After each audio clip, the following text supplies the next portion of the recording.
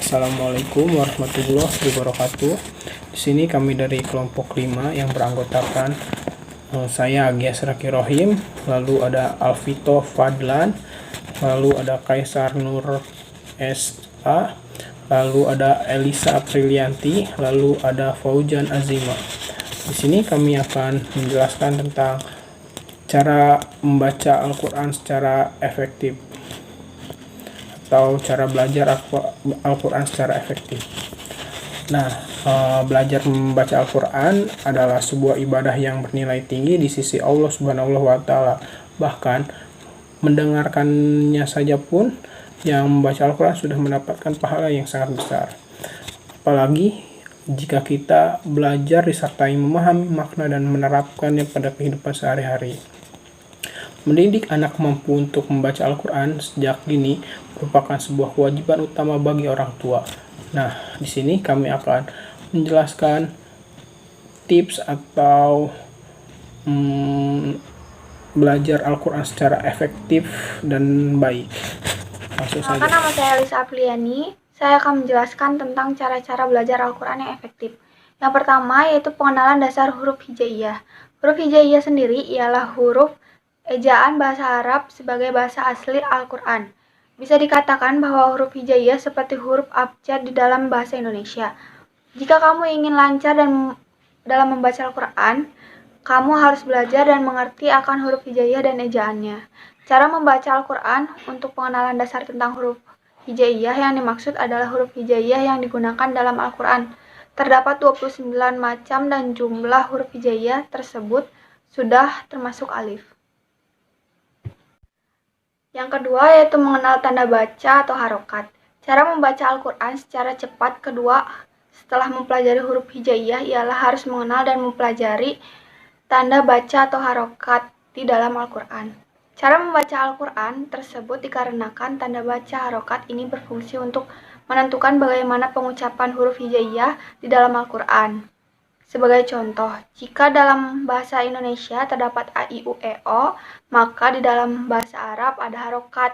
Adapun untuk pengenalan lebih detail mengenai tanda baca harokat ini, kamu bisa mencari di buku tajwid Al-Quran yang banyak dijual di toko buku, atau bisa ditanya langsung ke ustazah atau guru ngaji. Cara membaca Al-Quran dengan lancar selanjutnya ialah dengan lebih mengenal bacaan tajwid Al-Quran. Dan ilmu bacaan tajwid Al-Quran ini adalah ilmu yang digunakan untuk mengetahui bagaimana membunyikan huruf Al-Quran secara baik dan benar. Seperti dibacakan secara mendengung, samar-samar, jelas. Cara membaca Al-Quran secara sederhana bahwa bacaan tajwid ini bisa dikatakan sebagai gramarnya dalam bahasa Inggris. Dan adapun gramar dalam bahasa Arab tersendiri, antara lain bacaan izhar, bacaan idgham, bacaan iqlab, dan masih banyak yang lainnya. Lalu yang keempat, yaitu belajar secara bersungguh-sungguh dan rajin. Cara membaca Al-Quran agar cepat lancar, selain langkah-langkah di atas, ialah harus belajar dengan sungguh-sungguh, rajin, dan tidak putus asa. Karena harus selalu diingat bahwa dalam belajar membaca Al-Quran, itu termasuk dalam ibadah dan akan mendapatkan pahala. Oleh karena itu, sudah sangat pasti bahwa ikhtiar tersebut pastinya akan selalu diganggu oleh setan dan pastinya akan selalu ada halangan seperti malas, mengantuk, dan lain-lain. Namun, harus selalu diingat sekali lagi bahwa ini termasuk ke dalam ibadah dan akan mendapatkan pahala sehingga harus belajar secara ikhlas dan rajin. Nah, untuk poin selanjutnya yaitu mengetahui isyarat tanda baca. Dalam cara membaca Al-Quran, ada banyak sekali isyarat tanda baca. Misalnya mad adili sukun dan mad wajib mutasil. Mad adili sukun adalah apabila ada huruf mad bertemu dengan salah satu huruf hijaiyah di akhir kalimat, maka cara membacanya harus dimatikan dulu baru dipanjangkan. Sedangkan mad wajib mutasil adalah apabila ada huruf mad bertemu dengan hamzah pada satu kata, maka cara membacanya harus panjang 5 harakat. Untuk poin selanjutnya yaitu latihan atau praktik membaca Al-Quran. Cara membaca Al-Quran, kamu tidak akan bisa membaca Al-Quran dengan fasih kalau tidak mempraktekannya secara langsung ya. Sebaiknya ketika sedang praktek membaca Al-Quran, ada yang membimbing seperti guru ngaji atau orang tua kalian. Nah, jadi untuk belajar membaca Al-Quran ini harus dimulai dan dididik sejak kecil ya, karena supaya kalau sudah besar atau dewasa nanti akan selalu diingat dan sudah lancar gitu. Nah, biasanya kalau di daerah atau desa masing-masing ya, suka ada pesantren untuk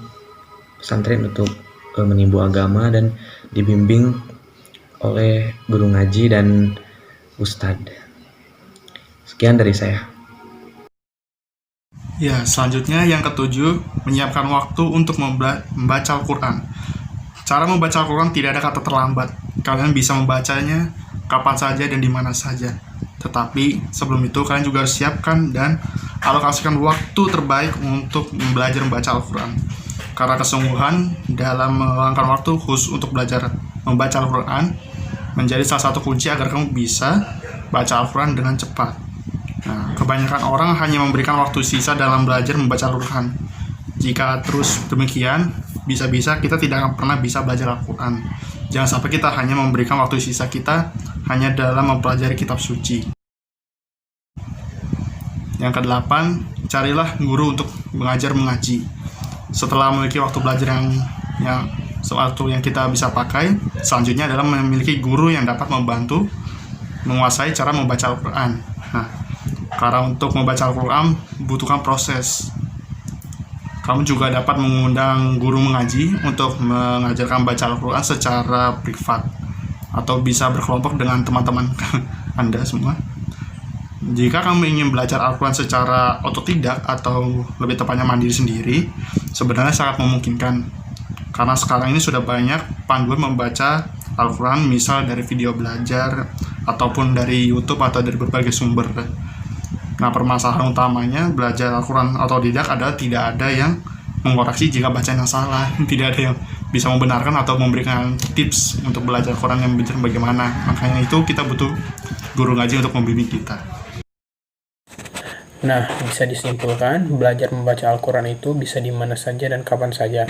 Akan tetapi, jika kita ingin cepat dan efektif, alangkah baiknya kita mengenal huruf hijaiyah terlebih dahulu, lalu mengenal atau mempelajari ilmu tajwid dengan benar, lalu sambil dipraktikan agar cepat paham dan mencari waktu terbaik atau waktu ternyaman bagi kita untuk belajar Al-Quran, atau juga kita bisa mencari guru mengaji agar lebih paham, dan yang paling penting itu kesungguhan dan niat kita saat belajar Al-Quran. Itu sangat penting. Mungkin cukup sekian dari kelompok 5. Jika ada ingin yang ditanyakan, silakan nanti di grup. Terima kasih. Wassalamualaikum warahmatullahi wabarakatuh.